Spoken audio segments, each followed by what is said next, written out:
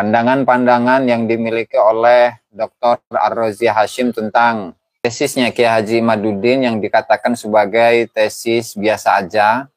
Tapi meskipun biasa saja, tetapi sampai saat ini selama 3 tahun itu tidak terjawab. Nah, itu aneh. Yang biasa saja itu tidak terjawab, apalagi yang luar biasa. Dan dia mengenal siapakah Allah, bagaimana Allah, dan dia mengenal Allah Subhanahu wa taala sehingga bisa berkomunikasi dengan Allah Subhanahu wa taala. Kenapa tidak ditanyakan kepada Allah, ya Allah, sebenarnya nasab Ba'lawi ini bagaimana? Apakah bersambung kepada Rasulullah sallallahu alaihi wasallam atau tidak? Kalau pewaris nasab, habaib. Jadi pewaris nasabnya Rasulullah adalah para habaib. Kenapa Habib Utsman di Betawi, Belanda, untuk jaga para zuriat dan ulama. Suratnya tuh, tanda tangannya, lihat. Nah, tanda tangannya. Tertulis apa itu? As-Sayyid Utsman bin Abdullah bin Aqil bin Yahya. Kita bacakan. Sayyid beliau itu. Maka tunjangan 100 gulden sebulan sudah ada tuh.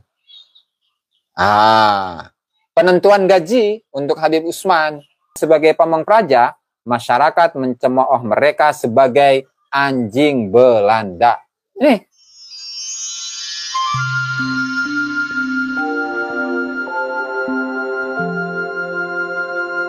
Dr. Ar-Razi Hashim tentang nasab Ba'lawi, kesejarahannya, tarekatnya, dan lain sebagainya. Itu bagaimana landasannya, bagaimana argumentasinya, bagaimana hujah-hujah yang digunakan. Di mana si Habib Utsman bin Yahya yang menjadi PNS Belanda, tujuannya adalah karena ingin mengamankan para habaib dan ulama. Ya, nanti kita akan bawa data-datanya. Jadi sampai atau motifnya itu apa? Sampai Habib Utsman bin Yahya itu menulis sebuah kitab, lalu disodorkan kepada Senok Horgronya. Kemudian Senok Horgronya itu melaporkan kepada Gubernur Jenderal bahwasannya tulisan yang sederhana yang dituliskan oleh Utsman bin Yahya itu sangat berpengaruh sekali di masyarakat, bahkan sampai para pengamal-pengamal tarekat itu pun juga mundur satu persatu. Sehingga perlawanan kepada Belanda saat itu gagal.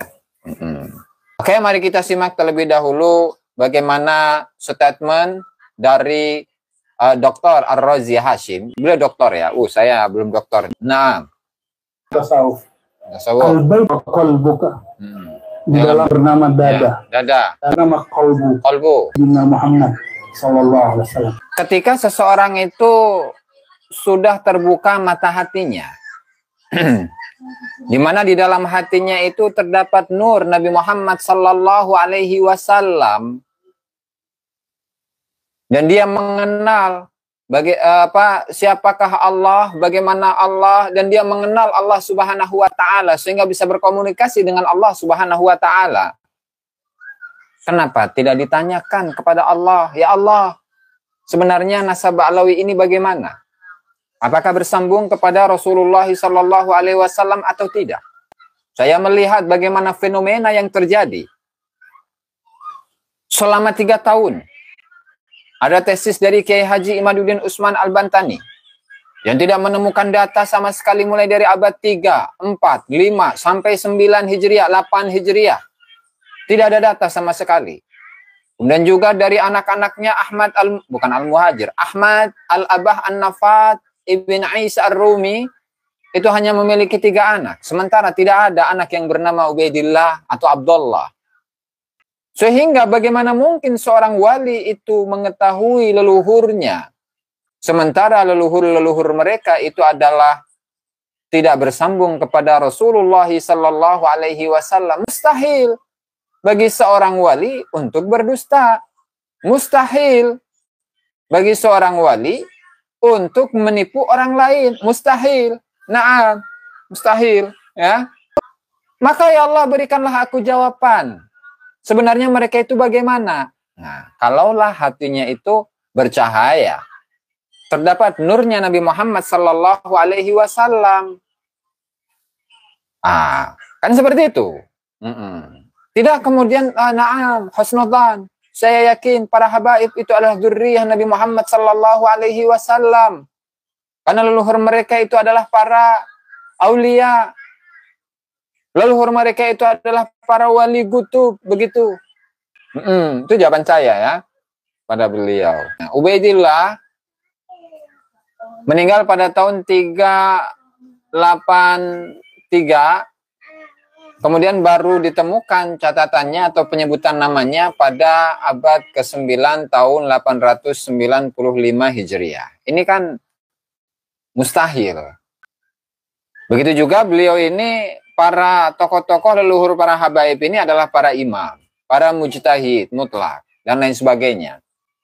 Itu pun juga tidak bisa pertanggungjawabkan secara data. Sehingga ini apalagi kalau bukan sejarah bikinan. Sejarah bikinan, sejarah cangkokan, sejarah boncengan yang memang dibuat-buat untuk mengglorifikasi leluhur, untuk membesar-besarkan leluhur, agar leluhur-leluhurnya itu disebut sebagai tokoh-tokoh yang luar biasa dan hebat di masanya. Lanjut. Kalau tidak cinta kepada zuriat Nabi Muhammad, jadi tidaklah sempurna cinta seseorang kepada Rasulullah Sallallahu Alaihi Wasallam kecuali ada dua syarat: cinta kepada ahlu warisnya Nabi Muhammad Sallallahu Alaihi Wasallam, yaitu para ulama. Kemudian yang kedua itu adalah para dzurriyyah Rasulullah Sallallahu Alaihi Wasallam.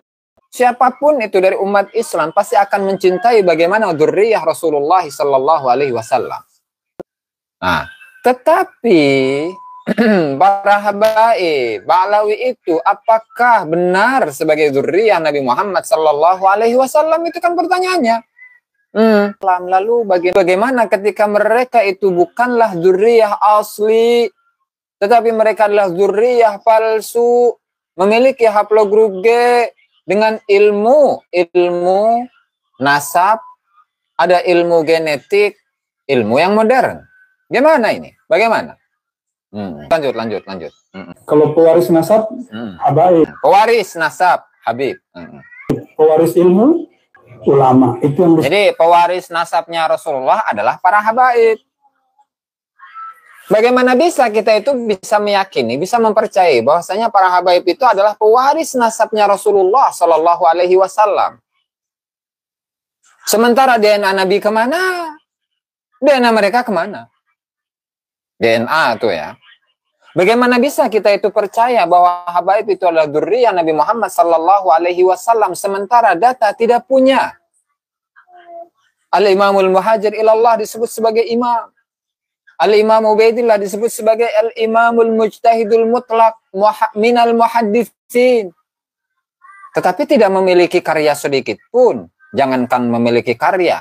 Biografi dari Al-Imam Ubaidillah saja tidak ada. Nah, bagaimana ini? Kalau kita menemukan satu statement dari Syekh Abdul Wahab Asy-Sya'rani di mana beliau itu tetap berhusnudzon kepada para as-sadatul asyraf, meskipun nasab mereka itu disangsikan, itu dalam posisi ketika tidak ada bukti ya akan ketidak tersambungan mereka kepada Rasulullah Sallallahu Alaihi Wasallam. Nah, lalu bagaimana sekarang ilmunya sudah modern, pengetahuannya sudah modern, tetap saja husnudzon. Husnudzon mah boleh saja, Bu, husnudzon. Tapi kalau kita itu kembali kepada kaidah fikih, la ibrata, tidak ada penganggapan. Gak ada penganggapan sama sekali dengan apa? Dengan prasangka, sangkaan yang sudah jelas salahnya. La ilaha illallah, na'am. Janganlah kamu menjatuhkan dirimu sendiri ke dalam kebinasaan. Na'am. Maka orang-orang yang masih meyakini bahwasannya para habaib Ba'lawi adalah dzurriyyah Nabi Muhammad Sallallahu Alaihi Wasallam itu sama saja seperti menjerumuskan dirinya dalam kehancuran. Wala tulqu biaidikum ila tahluka, jangan sampai kalian itu menjerumuskan diri kalian dengan tangan-tangan kalian kepada kehancuran. Sudah tahu ada bukti, platnya beda. Ini masih sama. Husnudzan dan husnudzan terus. Sementara la ibrata bidzannil bayyin khata'uh. Naam. Terus. Jadi, waris nasab Nabi dari mana? Kalau memang statusnya itu seperti ini. Lanjut. Thariqah kami bernasab, bersambung, bermasalah. Ada 27 thariqah di Bogor. Tuh, nggak tahu ya.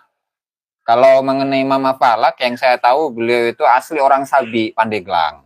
Terus hijrah ke Bogor. Mama Falak ya. Ke Bogor. Dan yang saya tahu beliau itu adalah salah satu murid dari Syekh Muhammad Shahib Kadupinang. Atau Syekh Ruyani ya. Antara itulah, saya rada lupa itu.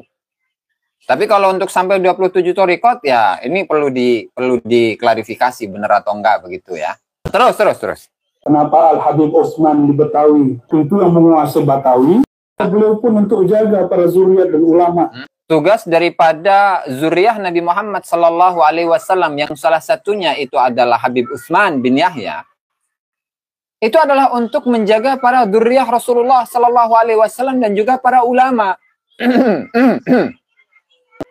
Para ulama dan juga zuriah Rasulullah Sallallahu Alaihi Wasallam ya itu akan dijaga oleh Habib Utsman bin Yahya sehingga beliau itu pada akhirnya bekerja sama dengan Sunok Horgronya, bekerja sama dengan Van den Burg. Lanjut. Batavia yang dulu kayak sekarang. Batavia yang dulu itu nggak kayak sekarang. Batavia yang dulu itu tidak seperti Batavia sekarang atau Jakarta sekarang. Begitu. Ya. Nah, Paham sejarah itu ada Indonesia. Maka untuk mencaci maki kiai, berapa Gus, nyerang habaib. Hati-hati. Hati-hati. Ya, Van den Burg cerita untuk menghancurkan zuriat Nabi, ulama-ulama. Belum dia percaya. Jadi tidak semua yang ditulis oleh orang Belanda itu salah. Buktinya, faktanya benar kok, gimana? Sebuah kitab yang ditulis oleh Habib Utsman bin Yahya. Ini Habib Utsman bin Yahya. Agar data yang kita gunakan itu bukan datanya Belanda. Lalu kita sinkronkan nih, apakah data Belanda itu sesuai atau tidak, begitu. Ini tulisan dari Utsman bin Yahya ya, yang kemudian nanti akan dipromosikan oleh Sunok Horgronya yang dengan surat rekomendasi dari Sunok Horgronya ya, yang dilaporkan oleh Sunok Horgronya kepada Gubernur Jenderal. Ada suratnya. Mana suratnya itu? Nih. Sudah disiapkan ini. Iya. Buiten Zorg. 5 Juli 1890. Kehadapan yang mulia Gubernur Jenderal. Dengan ini. Atas nama pengarang. Atas nama pengarang nih. Atas nama pengarang. Ini surat cinta ini. Dari Sunok Horgronya kepada Gubernur Jenderal yang mulia ya. Yang mulia. Gubernur Jenderal. Dengan ini, saya ulangi. Atas nama pengarang, Said Utsman bin Abdullah Al-Alawi di Betawi. Saya mendapat kehormatan menyerahkan kepada yang mulia satu eksemplar karya kecilnya yang baru dicetak dan ditulisnya dalam bahasa Melayu Betawi berjudul Manhajul Istiqomah Fid Dini Bisalamah. Ini kitabnya. Manhajul Istiqomah Fid Dini Bisalamah. Ini Habib Utsman bin Yahya ya. Ini kitab bernama Manhajul Istiqomah. Fid Dini Bisalamah. Metodologi keistiqomahan dalam agama dengan keselamatan. Karangan hamba yang dhaif. As-Sayyid, Sayyid beliau ya. Zuriyah Nabi kan.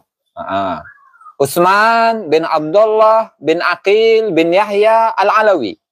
Afallahu anhu wa an walidayhi wa jami'il muslimin amin. Tubi'a bi'idhnis Sayyid Muhammad bin Yahya. Siapa Muhammad bin Yahya itu? Cucunya. Cucu Utsman bin Yahya. Ya, Muhammad bin Yahya bin Utsman bin Yahya. Begitu. Jadi nama nama anaknya Utsman bin Yahya itu Yahya namanya. Dan beliaulah yang membuat apa namanya, satu puisi ya, puisi. Satu puisi yang dihadiahkan kepada Ratu Wilhelmina ketika ulang tahun menjadi ratu maksudnya ya. Nah, ini Ratu Wilhelmina. Ratu Wilhelmina, ini lukisan ini, lukisan. Lukisan. Dan dibikin siapa? Nah ini. Wittgef Sendruk Kerich. Oh, kuati amat ya. Sayyid Yahya Tanah Abang Veldreden. Nah, segitu bengus. Puisi agar apa namanya, kolonial Belanda, kerajaan Belanda makmur ya, subur, makmur ya. Jadi ini tulisannya, puisinya. Ini puisinya. Ini kan ada huruf-huruf di awal ya. 25 Wilhelmina. Saya bacakan saja.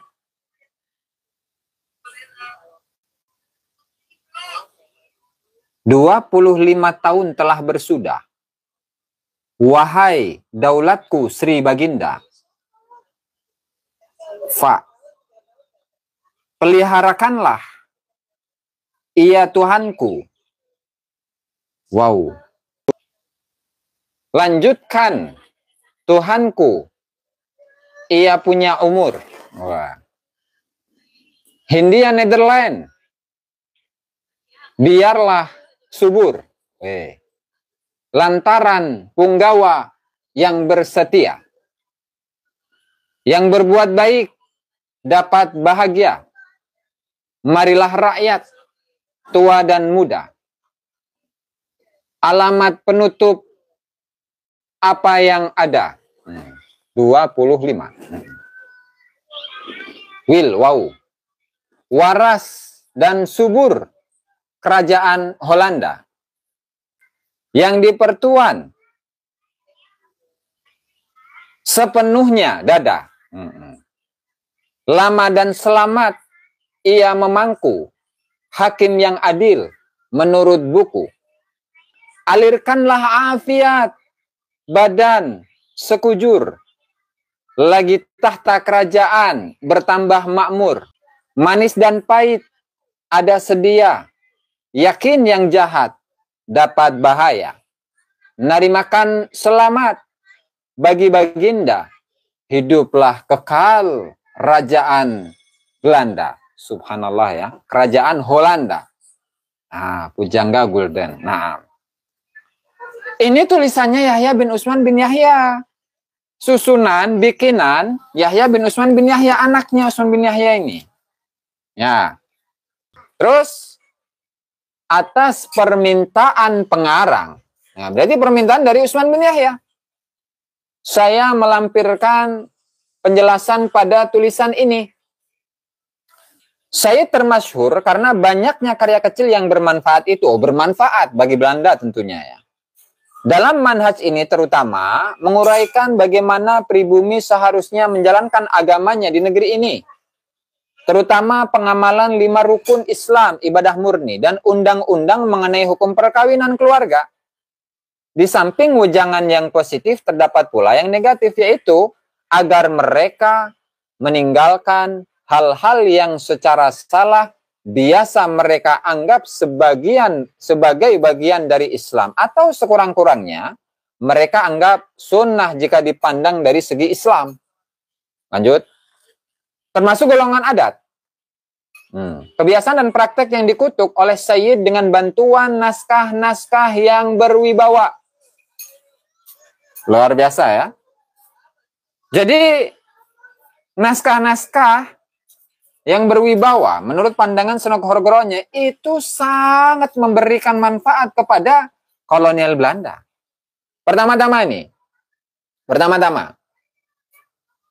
adalah bermacam-macam kenakalan. Selanjutnya tak terhitung banyaknya bentuk ketahayulan. Di antaranya disebut pula pengguna jimat untuk bermacam-macam tujuan. Bahkan untuk mempermudah pencurian dan pembunuhan. Jadi yang dicuri tentunya ya orang Belanda. Yang dibunuh tentunya ya orang Belanda atau Jonges Belanda. Gitu. Oke. Lalu tentang tarekat-tarekat yang sebelumnya sudah sering dilawan oleh Sayyid Utsman. Jadi memang sebelumnya itu Habib Utsman bin Yahya itu sudah melawan kepada para pengamal tarekat-tarekat yang tersebar di seluruh Nusantara ini. Begitu. Sudah dilawan oleh Habib Utsman bin Yahya. Dan sudah sering dilawan itu. Lalu tentang tarekat-tarekat yang sebelumnya sudah sering dilawan oleh Sayyid Utsman. Menurutnya, hal ini tidak pantas bagi kaum muslimin zaman sekarang. Nggak pantas itu. Mengamalkan tarekat nggak pantas. Dan hanya menimbulkan foya-foya di kedua pihak. Tarekat kok jadi foya-foya? Ini tarekat apaan ini? Namanya juga lagi jelek-jelekin tarekat kan. Para guru dan para murid akhirnya, dan ini pasti boleh dianggap sebagai sangat penting usaha mengadakan apa yang dinamakan perang sabil atau perang suci. Yang menurut ulasan Sayyid tidak ada syaratnya yang mutlak di negeri ini.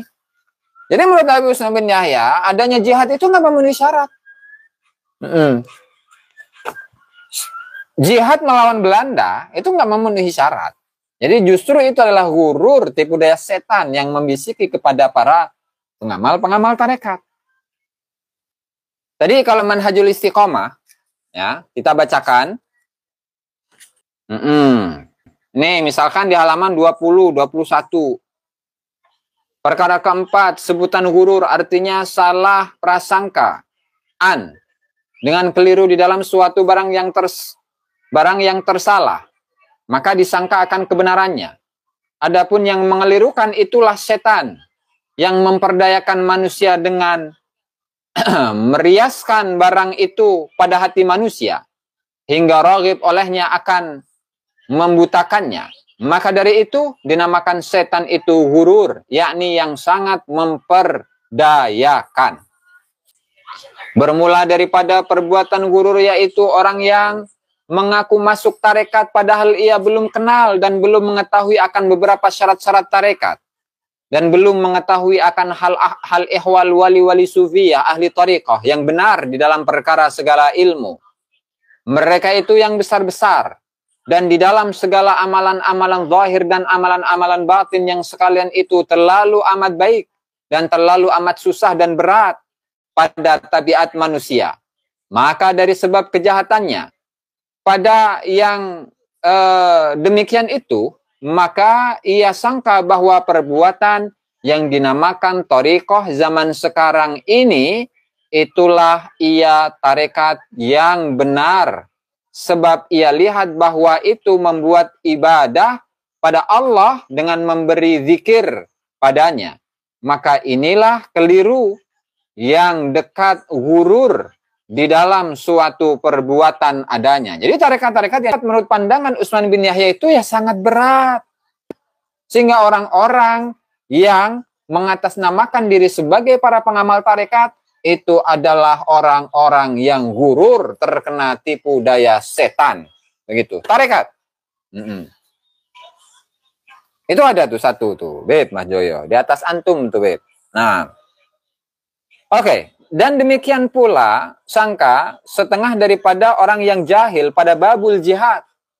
Bahwa ia sangka kumpulan bikin rusuh negeri, itulah perang sabil yang tersebut di babul jihad. Maka inilah gurur yang amat besar lagi amat baik daruratnya, amat banyak daruratnya pada orang-orang. Sehingga nggak ada namanya jihad itu. Perang sabilillah itu nggak ada, nggak boleh, nggak boleh ada peperangan, nggak boleh ada jihad untuk melawan Belanda. Nggak boleh, karena itu semua adalah gurur, gitu. Kita lanjut.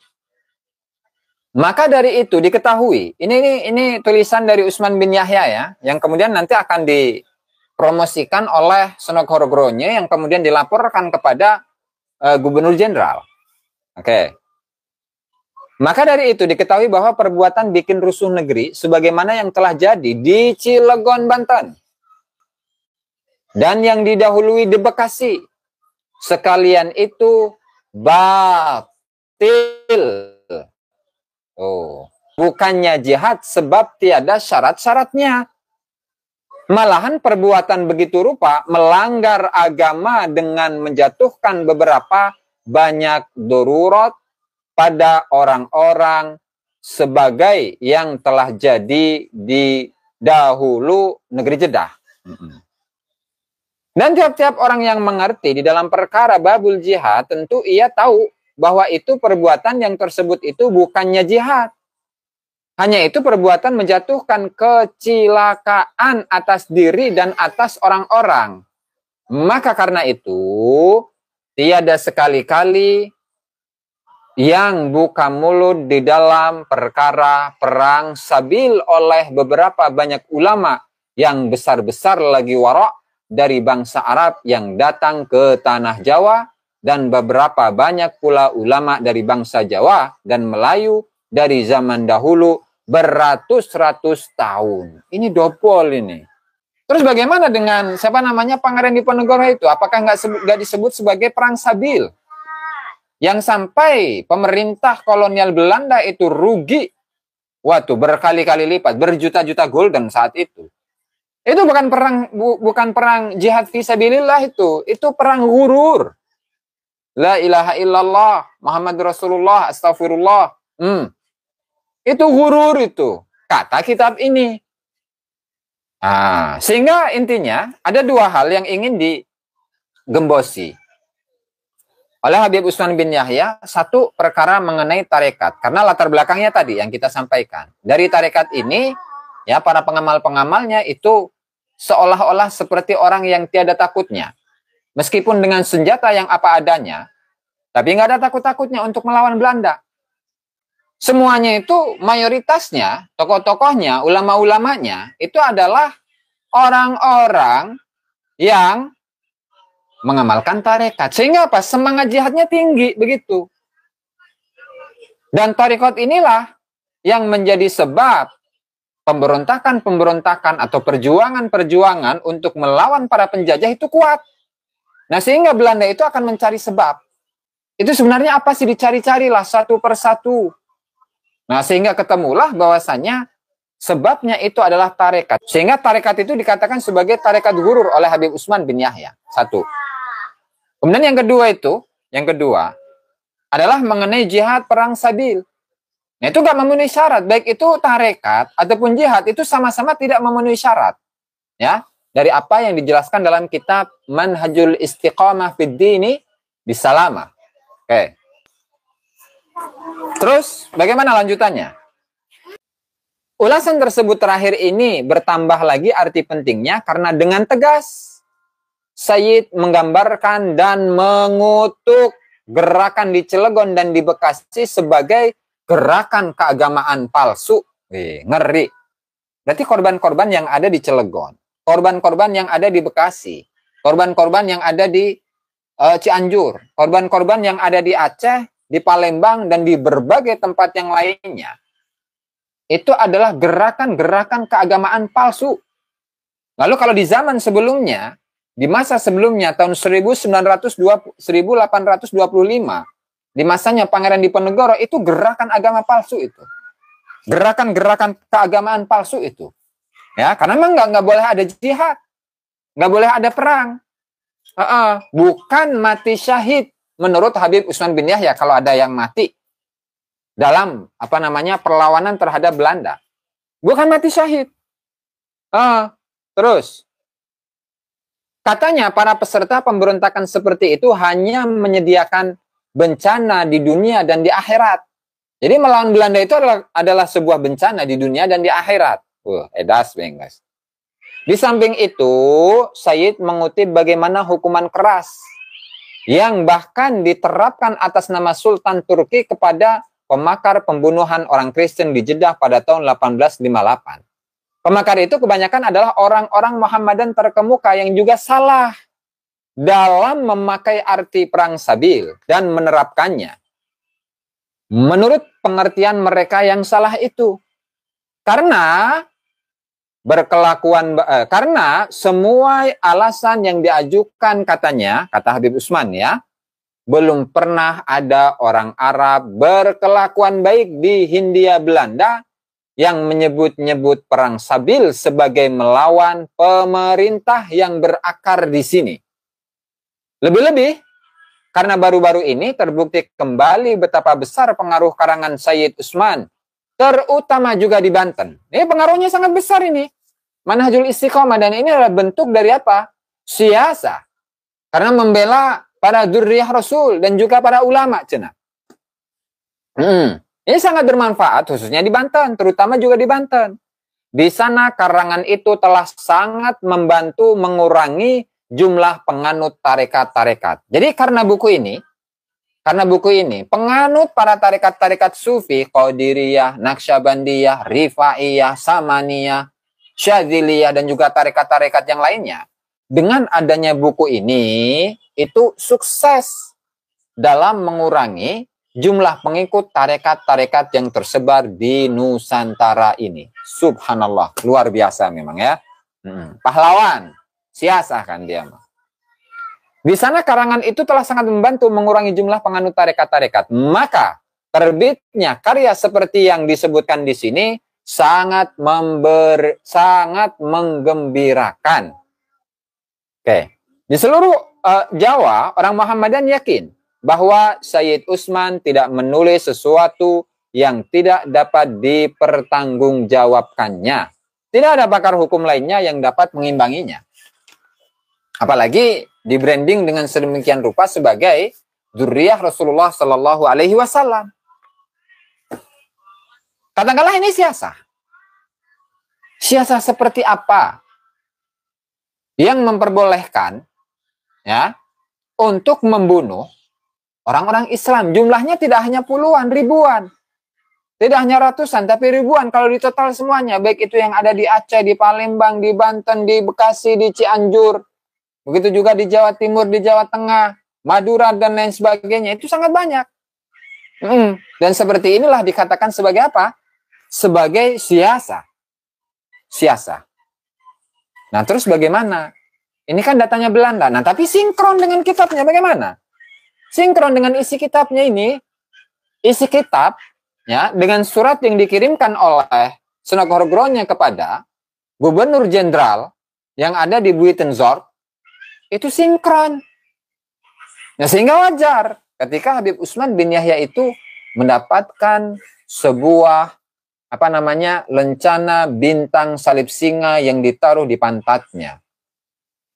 Sinkron. Nah, jadi sinkron ini antara kitab dengan datanya Belanda. Oke. Ini baru satu fakta ya. Jadi tidak semua yang ditulis oleh orang Belanda itu salah. Buktinya, faktanya benar kok, gimana? Terus pertanyaannya, kenapa sih tarekat itu sampai dimusuhi, berkali-kali dimusuhi oleh Habib Utsman bin Yahya? Sebenarnya pengaruhnya apa? Kok bisa Habib Utsman bin Yahya itu sebegitu seriusnya untuk menumpas tarekat-tarekat yang tersebar dan diamalkan oleh para bangsa Nusantara saat itu? Ini ya, MC Reclef, Sejarah Indonesia Modern. Ya, ini di halaman 221. Tulisannya kecil ya, saya bacakan aja. Oke.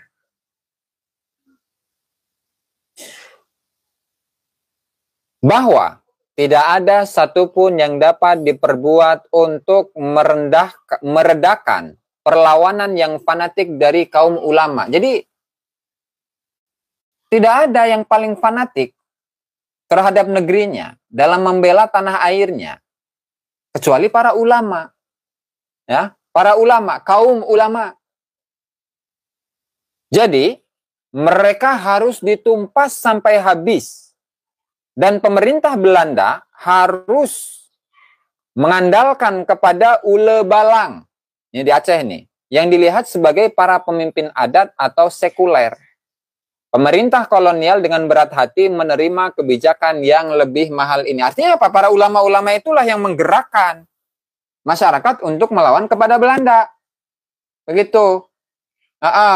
Apalagi Habib Ali Kuitang yang punya 2 bintang salib singa. Yang satu bintang salib singa emas kecil. Yang kedua bintang salib emas Oon. Orde Oranye Nassau. Kemudian berikutnya. Ini ada sebuah buku yang berjudul Pemberontakan Petani Banten 1888 ini. Geger Cilegon ya. Ini korban-korbannya tertulis di sini. Kemudian pada akhir itu ada ciri khas gerakan pemberontakan di Banten, aspek agama.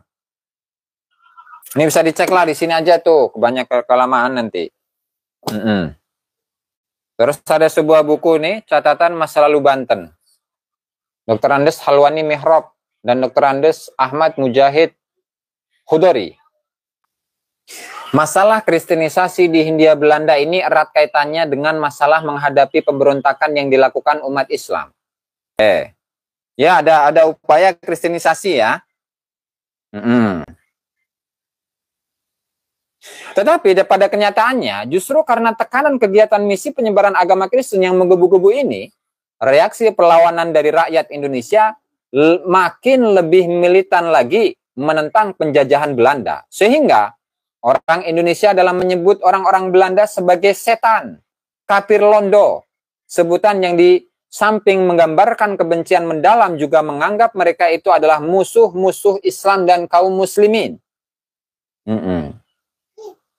Tidaklah mengherankan apabila orang Islam yang mengirimkan anaknya untuk belajar ke sekolah Belanda ataupun sekolah Jawa atau Melayu yang didirikan Belanda sering dituduh menyuruh anak-anaknya masuk agama Kristen. Maka tidak jarang seorang kiai atau seorang guru ngaji mengeluarkan fatwa bahwa memasuki sekolah-sekolah Belanda adalah haram. Atau sekurang-kurangnya menyalahi Islam.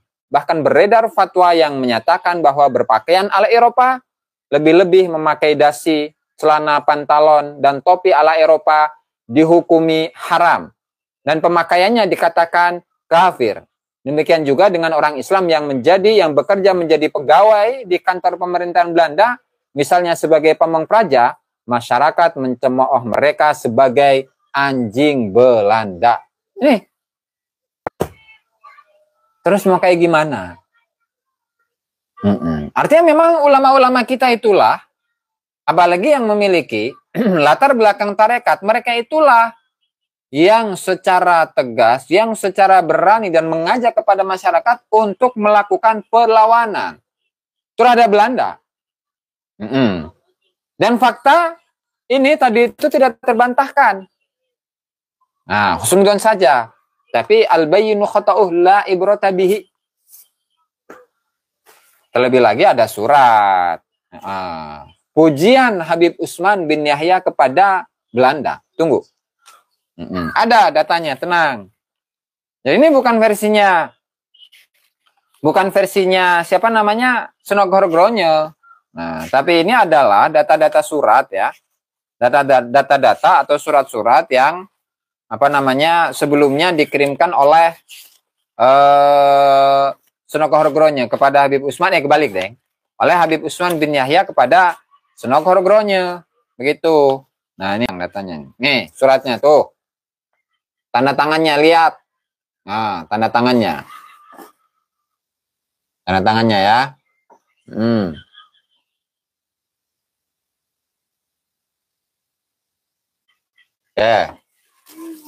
Tertulis apa itu? As-Sayyid Utsman bin Abdullah bin Aqil bin Yahya. Kita bacakan. Sayyid beliau itu. Jadi surat dari Utsman bin Yahya kepada Sunogorgronyo yang ditulis di Batavia tahun 30, tanggal 30 Agustus 1886. Di mana beliau mengatakan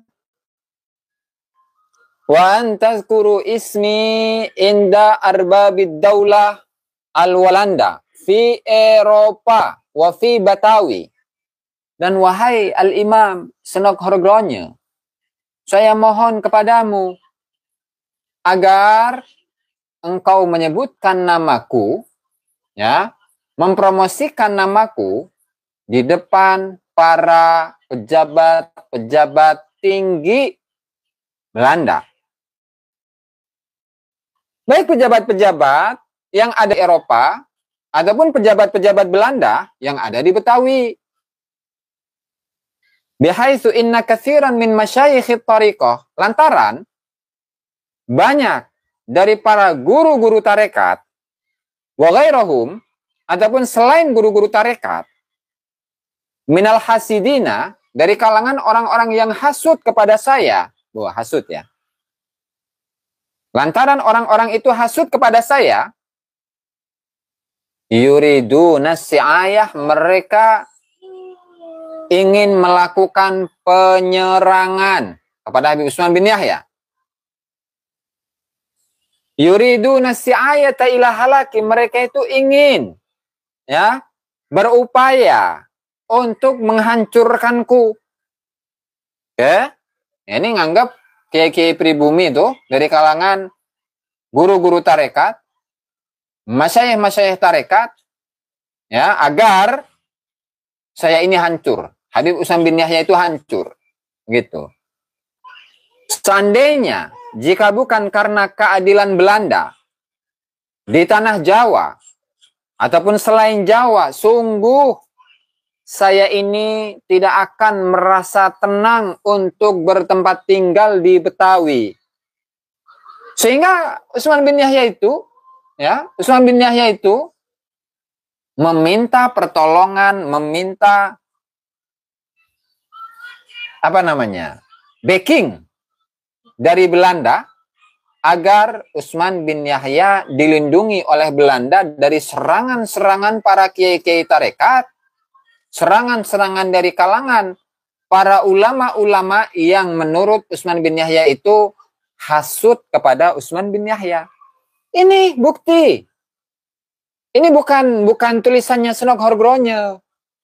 Ini adalah tulisannya Utsman bin Yahya. Terus mau kayak gimana?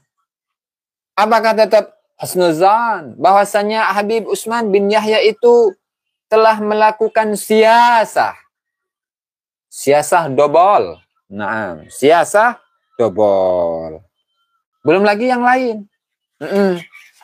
Nggak usah percaya sama saya, nggak usah percaya sama mulut saya, nggak usah. Percayailah data ini datanya ngomong. Ya. Nah, terus ini ada satu surat lagi yang ditulis oleh Utsman bin Yahya. Ya, ketika Utsman yang dikirimkan kepada Senok Horgronje pada tahun 1910.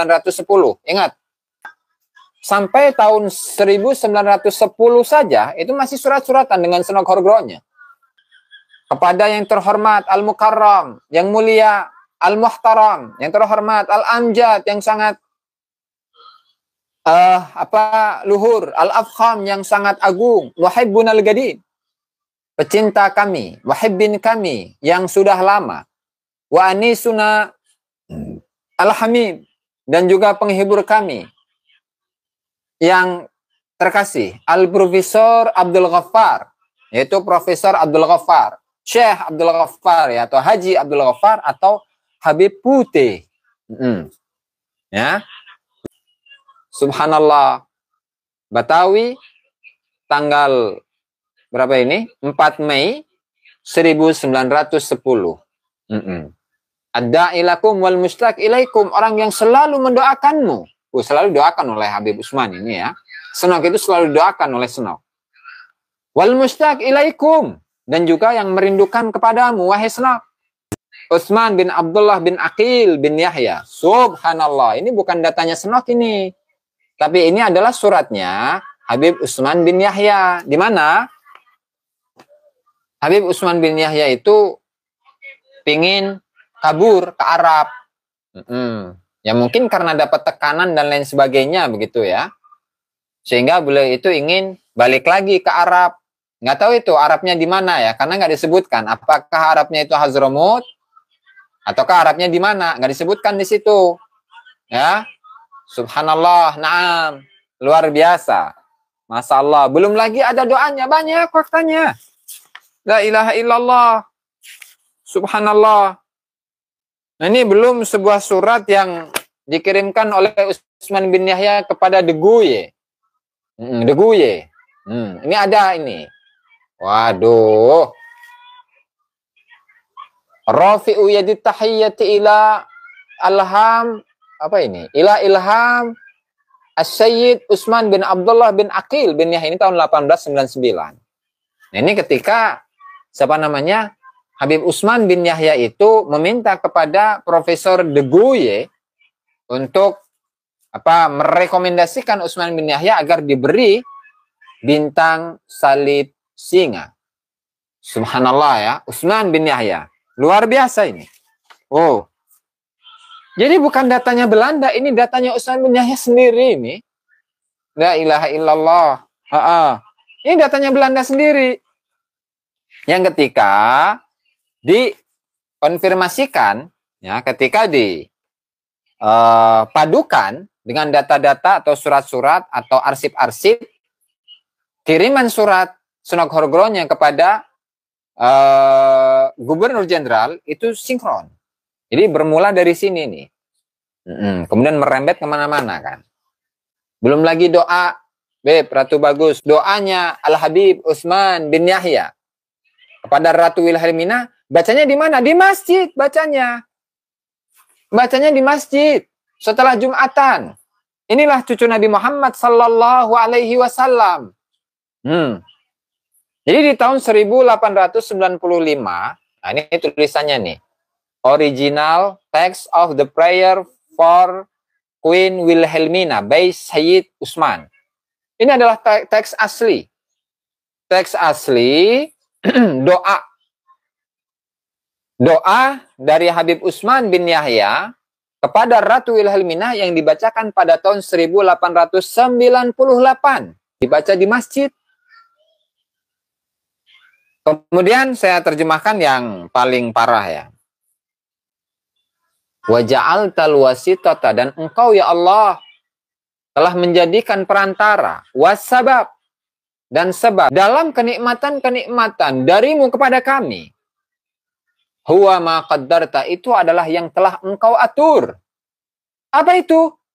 Yaitu karena ya dhabat, ya, ketertiban dari negeri Belanda. Di mana Belanda ini ya, atau kerajaan Belanda ini telah menebarkan keamanan kepada seluruh negeri ini. Subhanallah. Wal insaf, adil. Dari hal-hal yang telah diatur oleh Belanda dalam urusan agama kami. Seperti apa? Kanasbi qudatina, seperti pengangkatan para penghulu-penghulu, para hakim-hakim, para mufti-mufti. Jadi muftinya mufti ini. Mufti Walanda, mufti Belanda. La ilaha illallah. Jadi penghulu, mau mufti, mau qadi. Itu yang ngangkat itu Belanda. Diangkat oleh Belanda. Wa ijra'i arzakihim. Terus dikasih rizki oleh Belanda. Dikasih gaji oleh Belanda. Subhanallah. Terus apa? Tidak hanya itu. Wa islahi masajidina. Terus yang merenovasi masjid-masjid kami adalah Belanda juga. Subhanallah. Luar biasa. Kerja kepada Belanda, digaji oleh Belanda, kerjanya untuk kemaslahatan Belanda. Apakah inilah yang kemudian masih disebut sebagai siasa? Bahkan lebih parah lagi itu kalau di awal-awal ya, di awal-awal dari buku ini, risalah ini, bukan risalah ya, kumpulan dari arsip-arsipnya Belanda. Jadi Sunan Horgronya itu ya memberikan rekomendasi kepada siapa namanya?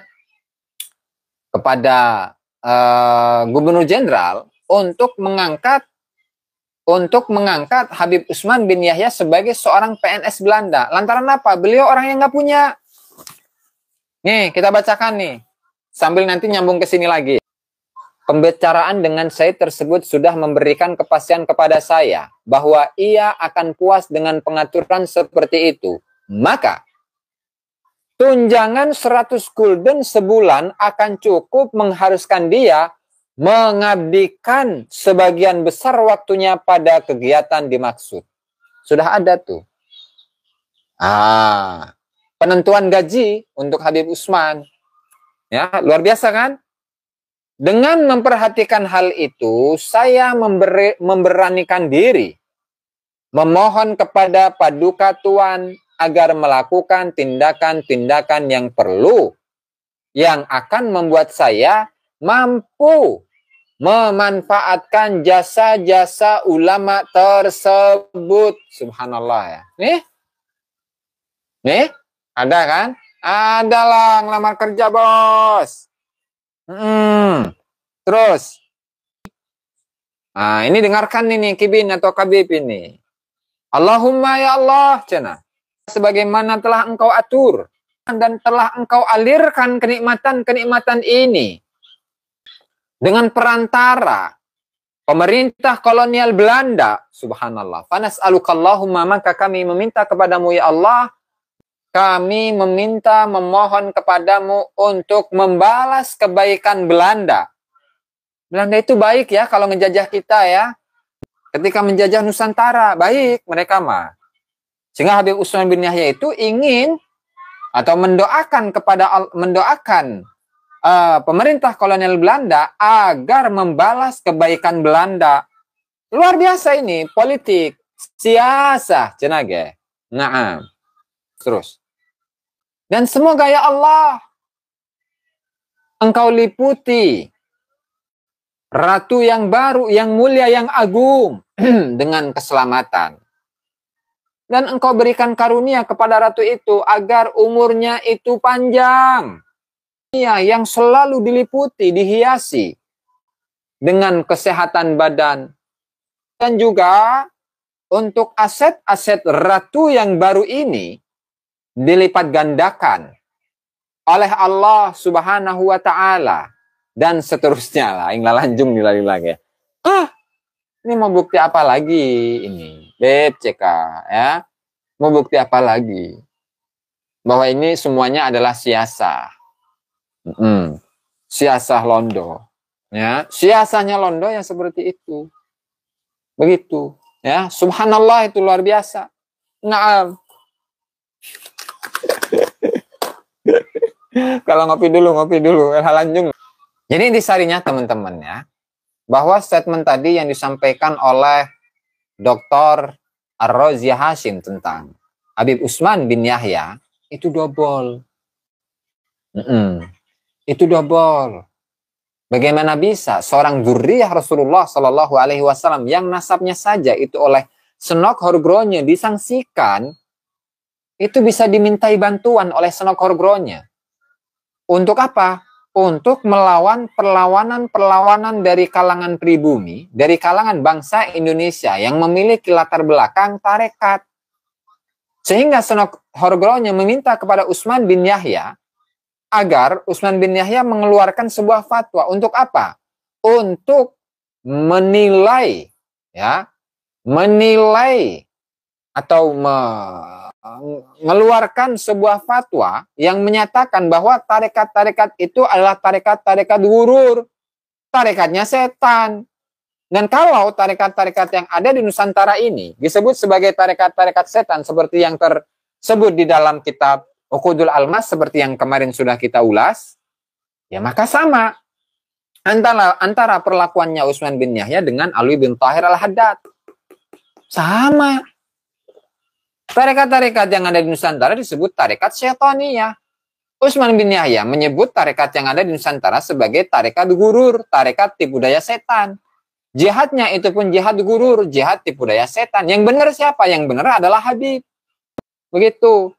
Lalu dengan adanya surat-suratan antara Utsman bin Yahya dengan Senok Horgronya, kemudian kitab Manhajul Istiqomah yang ditulis oleh Utsman bin Yahya, lalu kemudian dipromosikan oleh Senok Horgronya kepada Gubernur Jenderal, itu tidak, apakah itu sudah tidak cukup bukti? Apakah ini merupakan bukti yang tidak cukup untuk membuktikan bahwasanya Utsman bin Yahya itu adalah memang seorang PNS Belanda? Jadi nggak mungkin dia itu akan pro kepada masyarakat, kepada bangsa Indonesia, kepada pribumi, moral. Karena apa? Dia sudah dapat makan dari Belanda. Bagaimana bisa seorang yang sudah bekerja seumur hidupnya untuk Belanda dan mendapatkan gaji dari Belanda, lalu dia akan memperjuangkan pribumi, moral. Ini bukan soal nasab, ini soal sejarah kita di masa lalu.